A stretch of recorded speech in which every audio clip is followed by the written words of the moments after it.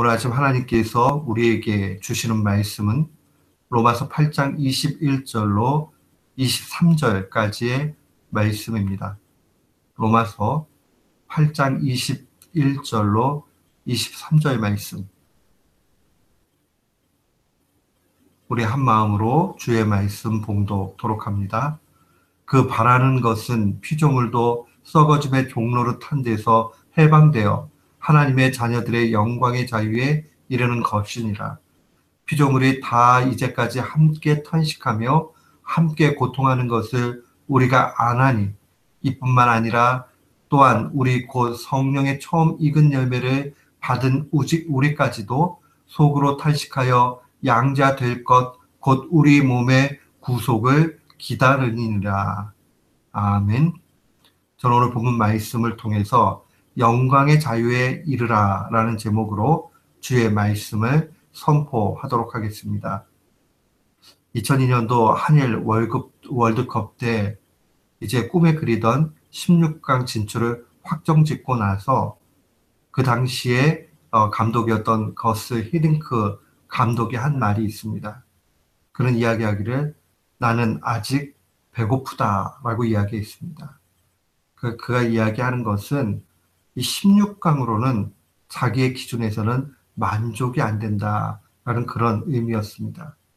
그가 많은 한국 국민들이 원하는 16강 진출, 그것을 표면적으로는 그 16강에 가는 게 목표입니다라고 이야기했지만 그의 실제적인 중심의 목표를 그보다 훨씬 높은 목표를 설정하고 있었다는 것을 분명히 보게 됩니다. 그는 결국 2002년 한일 월드컵에서 한국이 4강에 진출하는 그러한 엄청난 일을 이뤘습니다. 결국 그의 높은 목표의 설정, 최종적인 그 승리를 바라보며 나아갔던 일들의 결실이라 볼 수 있습니다. 신앙생활도 이와 매우 유사합니다. 높은 수준이 요구됩니다. 오카노 목사님은 말씀하실 때에 수준을 낮추면 죽는다라는 말을 자주 했습니다. 이 세상의 상황들을 바라보면서 야 이거 어쩔 수 없잖아 라고 하면서 수준을 자꾸 낮추다 보면 결국 죽게 된다는 겁니다. 마치 그저 이게 지금 어떻게 잘못되는지 그 순간에 느끼지 못할 정도로 점점 사탄이 우리를 공격하는 그 일들에 아무 대책 없이 그냥 빠져서 죽게 된다는 겁니다. 사랑하는 성도 여러분, 우리는 하나님의 말씀 가운데서도 이러한 일들을 종종 보게 됩니다. 수준을 낮추어서 죽게 되는 일들 얼마나 많은지 모릅니다. 몸이 힘든데, 오늘 예배 좀 안 드리면 어때? 내가 이렇게 힘들게 그렇게 하는데, 꼭 하나님께서 내 형편 아시는데, 그것 좀 하나님 앞에 드리는 거 좀 쉰다고 문제가 되나? 그래요. 표면적으로 아무 문제가 안 될 수 있습니다. 그러나 그런 마음이 조금씩 우리의 마음을 가득 채우게 되면 우리의 수준은 낮춰지게 되고 결국 마지막은 결국 파멸로 가기 마련이라는 겁니다. 계시록 3장 15절은 우리에게 경고의 메시지를 줍니다. 네가 차지도 아니하고 뜨겁지도 아니하도다. 네가 차든지 뜨겁든지 하기를 원하노라 라고 주의 말씀이 증거합니다. 라오디게아 교회가 한 발은 세상에, 한 발은 교회 안에 중간 상태의 신앙을 가지고 있었습니다. 표면적으로는 세상에서도 성공한 것 같고 또 교회에서도 적당히 신앙생활을 잘하는 것 같이 그렇게 보였습니다. 그러나 하나님의 평가는 엄중합니다. 이제 그 이중적인 신앙을 청산하라는 겁니다. 사랑하는 성도 여러분, 우리도 자칫 잘못하면 이러한 오류에 빠질 수 있습니다. 한 발에 적당히 세속적인 삶을 살면서 세상 사람들에게도 인정받는 걸로 착각을 하고 또 교회에도 열심히 하는 척 하는 걸 통해서 경건의 모습이 있는 듯 그렇게 보이기도 합니다. 그러나 우리는 명확해야 됩니다. 우리가 높은 수준의 신앙 생활로 나아가지 않으면 세상에 잡혀 먹게 됩니다. 그러지 않으면 우리는 이중적인 신앙생활 가운데서 허우적거릴 수밖에 없는 겁니다. 오늘 우리는 이 말씀을 통해서 어떻게 하면 우리가 이 이중적인 신앙을 청산할 수 있겠는가? 오늘 본문에 있는 말씀대로 21절에 있는 말씀대로 보자면 영광의 자유에 우리가 어떻게 이룰 수 있는가?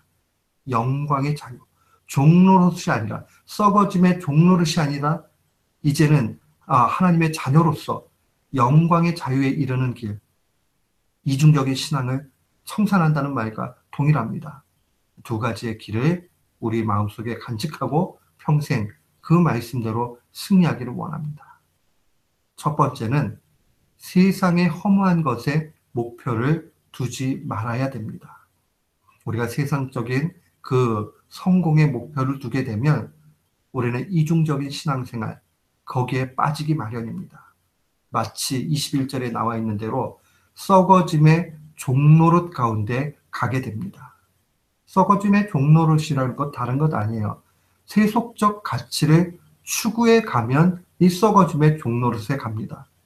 우리가 하나님의 은혜를 받아서 세상적으로 또 열매를 맺게 되고 잘 되는 것은 참 좋은 일입니다. 그러나 자기 열심을 통해 이루려는 성공주의, 내가 열심히 살면 성공한다. 또 성공하기 위해서는 수단과 방법을 가리지 않는다. 세상은 많이 가진 자가 이기는 거다.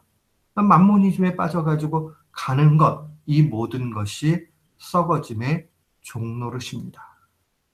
사랑하는 성도 여러분, 우리 정신을 바짝 차려야 됩니다. 세상의 허무한 것에 목표를 두게 되면 결국 흔들릴 수밖에 없는 겁니다. 이 유대인들의 율법적 열심, 얼마나 대단합니까? 그러나 그 율법적 열심은 결국 자기 노력의 삶으로 요약됩니다. 그 맨 마지막은 무엇입니까? 구원과 무관하고 허무주의에 빠질 수밖에 없는 겁니다. 이중생활 하게 되는 것, 이건 가벼운 문제가 아니에요. 결국 이 이중생활 하게 되면 파멸로 가게 돼 있습니다. 갈라디아서 6장 8절에 바울 사도 주의 말씀을 증거할 때에 자기의 육체를 위하여 심는 자는 육체로부터 썩어질 것을 거두고 성령을 위하여 심는 자는 성령으로부터 영생을 거둔다라고 증거합니다. 우리의 인생, 만약에 세상에 그 허무한 것도 아무것도 아닌 것에 목표를 두고 나아가게 되면 자기 열심 가운데 이룰 수도 있어요. 그러나 그거를 이룬다고 해도 나중에 남는 것은 아무것도 없습니다. 그러나 성령을 위하여 힘는 자는 결국 성령으로부터 영원한 영생을 거두게 되는 겁니다. 사랑하는 성도 여러분, 우리는 이 말씀을 마음에 새겨야 됩니다. 세상 속에서 주목받지 못하고 얻지 못한 것 같이 보여도 신앙 지키면서 떳떳이 살아가게 되면 그 신앙의 열매 가운데 우리는 승리하는 겁니다. 그러면 자꾸 하나님의 은혜만이 보입니다. 그러다 보면 이 세상에 있는 모든 것이 찍기같이 여겨집니다. 그 바울 사도가 내가 그거 다 가지고 있지만은 그러나 그 모든 것들을 갖다가 정말 아무것도 아닌 분토만도 못한 것으로 여기겠다라고 고백하지 않습니까?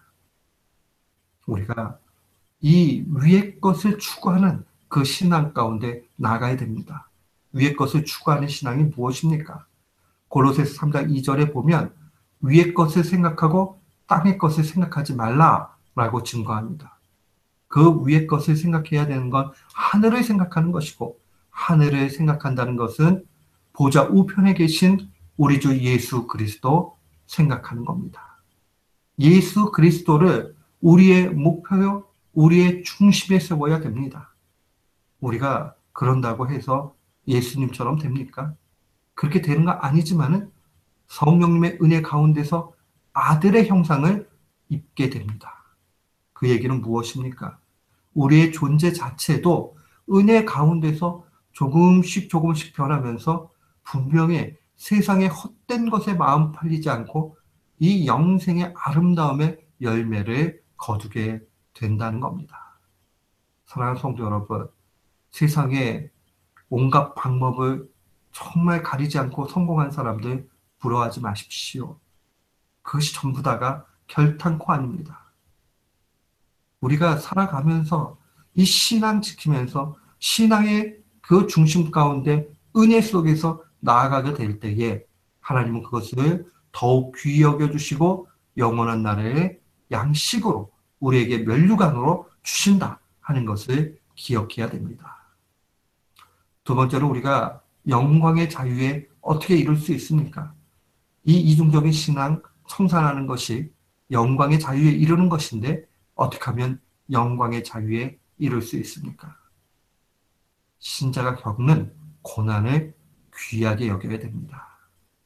오늘 22절로 23절에 보면 피조물이 함께 탄식하고 고통했다. 심지어는 그 신자들까지도 탄식한다라고 증거합니다. 이 하나님께서 신자에게 아무것도 안 주는 것이 아니라 성령의 처음 읽은 열매를 받은 우리까지도, 신자 얘기하는 것도 아니에요. 성령의 열매를 받은 자에게도 탄식하여 그 고통 가운데서 나아가게 하신다는 겁니다. 왜요? 양자의 그 됨을 바라보면서 결국 몸의 구속을 기다리게 하신 겁니다. 신자의 탄식은 절망의 절규 아닙니다. 영광으로 들어가는 길입니다.